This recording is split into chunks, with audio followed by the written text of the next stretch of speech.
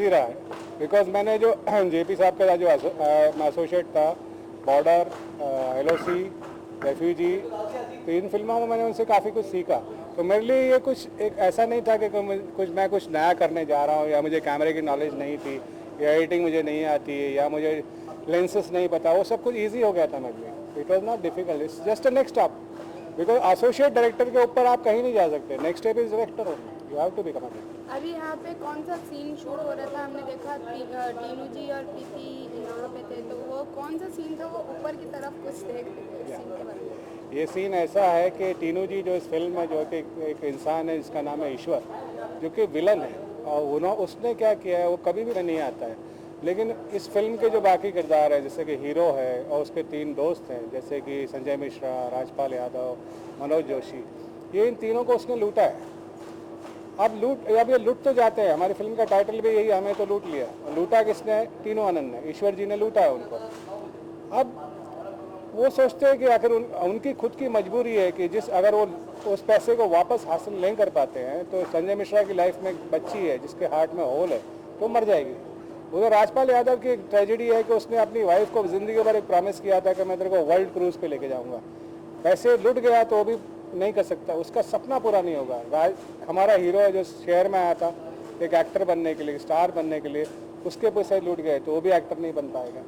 तो वो सब मिल जाते हैं, और हर इंसान में कोई ना कोई खासियत होती है। जैसे कि राजपाल यादव जो है वो एक मेकअप आर्टिस्ट है, तो वो बाकी लोगों को बोलता है कि हम अगर अकेली उंगली है तो हम उसका कुछ भी नहीं बिगाड़ सकते, अगर हम मिल जाएंगे तो हमारा पंजा है, हम उसको हरा डालेंगे। तो ये जो मनोज जोशी का जो कैरेक्टर है, एक जो है कि फैंग शुई, फिर आपकी कुंडली, और इसमें इसको महारत हासिल है, इसलिए वो किसी को भी कन्विंस कर सकता है।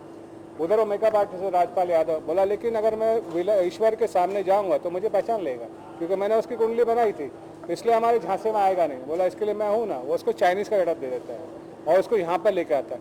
यहाँ पर हवा में जो ये तैर रहा है, जो मनोज जोशी जो कि गुरु है हसमुख, ये तैर रहा है, एक ये भी मतलब एक इल्यूजन है, एक ट्रिक है जो आप फिल्मों में देखते रहते हैं। एक ट्रिक है कि ये ट्रिक इसलिए ज़रूरी है कि जब वो विलन आता है उसको उससे कन्विंस होना चाहिए कि यस ये आदमी कुछ चीज़ है। और जब वो आता है, जब नीचे आ जाता है, और उसके बाद जो है कि बाकी लोग तालियां बजाते हैं, और वो बोलता है कि तुमको खतरा जो है इससे, तुम्हारा बुरा दिन आ रहा है, मैं तुम्हारे चेहरे पे देख रहा हूँ, इसलिए बेस्ट क्या है कि तुम अपनी सारी प्रॉपर्टी, उसने पैसा जो है सब कुछ इन्वेस्ट किया है लैंड के अंदर, बोला इसको डाइल्यूट कर दो, और डाइल्यूट करके जो है ना, जो है कि सारे पैसे को किसी और चीज़ में कन्वर्ट कर दो। वो कन्वर्ट के किस में? डायमंड्स, ताकि जो इनको बेटी उनसे मिल चुकी है ताकि ये अपने पैसे उसको लूट के अपने पैसे वापस, ये कहानी। अच्छा सर, यहाँ पे हमने न्यू कमर्स को भी देखा है, तो why you choose new commerce for your? I would because basically जो ये स्टोरी है,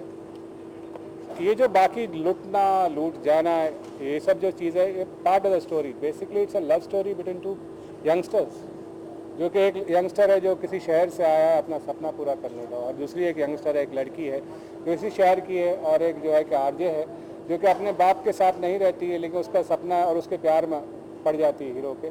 तो बेसिकली अगर आप देखोगे थ्रेड का जो उसकी बैकबोन है वो लव स्टोरी है।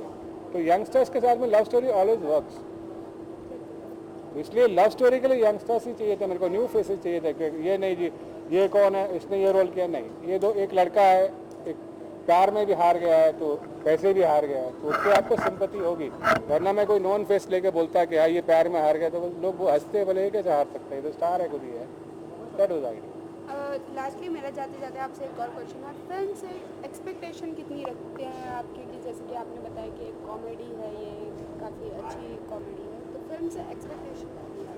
इट्स फुल मतलब होलसम एंटरटेनमेंट, और मुझे यकीन है फिल्म चलेगी, बिकॉज मैंने जब स्क्रिप्ट लिखी तो मैं खुद हंसता था लिखते वक्त, और मैं ये यकीन से कह सकता हूँ जब भी आप लोग भी देखोगे तो आपको बहुत मज़ा आएगा फिल्म पे, यू विल लाफ। साथ साथ में जो हंसी के